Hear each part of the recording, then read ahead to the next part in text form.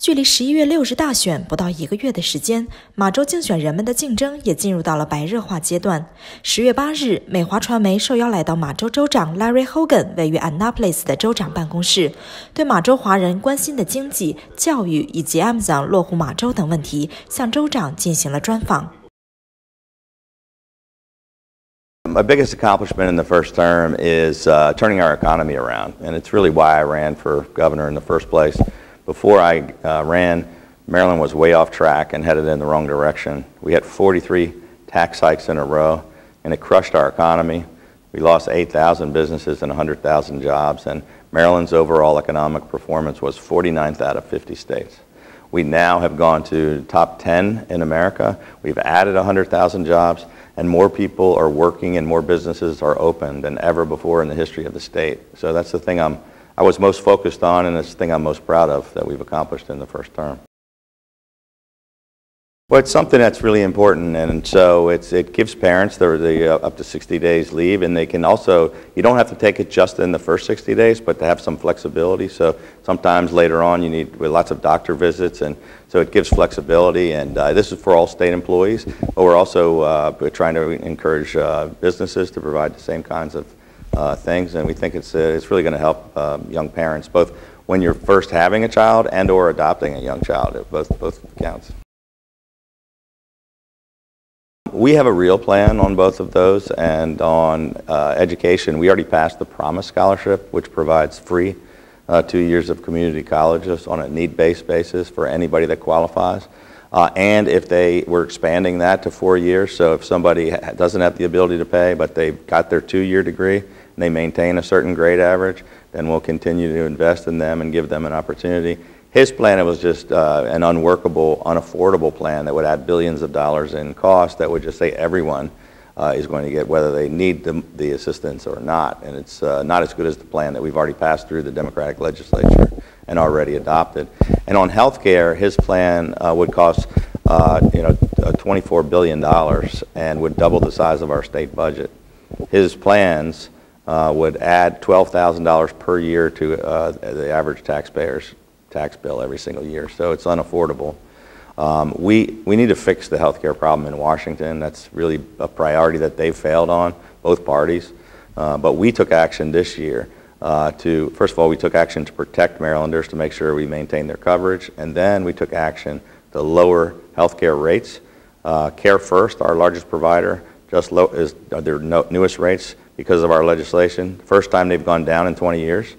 And every single plan and by every single provider is going down for the first time in 10 years since the Affordable Care Act passed. I mean, we've had increases every single year. So we're working hard. It's been nationally recognized, and other states are starting to copy some of the health care programs that we've instituted here. We were named last year the most innovative state in America.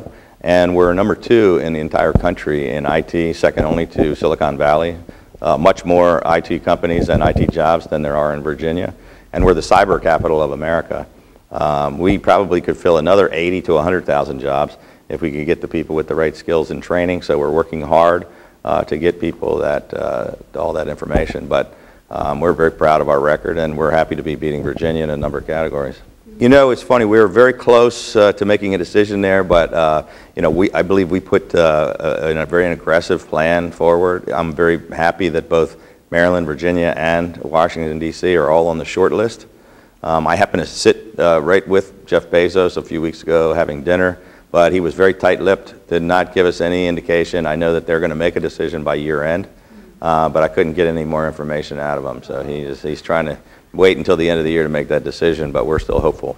It could mean 50,000 direct jobs at an average of 100,000 each, and another spinoff in the other community, another 50,000 jobs, and $17 billion a year in economic impact. So we're working very hard to try to get it.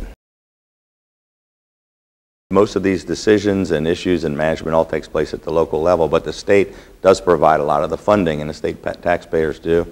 No governor in the history of the state has ever invested more in K-12 education. We put $25 billion a year into K-12 education, record funding 4 years in a row to our local school systems. but we're pushing for more accountability to make sure that that money is being well spent, that gets into the classrooms and gets to the teachers. And there are some issues with the management of some of our local school systems, but we still have, the state of Maryland has some of the best schools in America. We're the 6th best school system. Howard County is the #1 school system in America, and I think Montgomery County is still #3.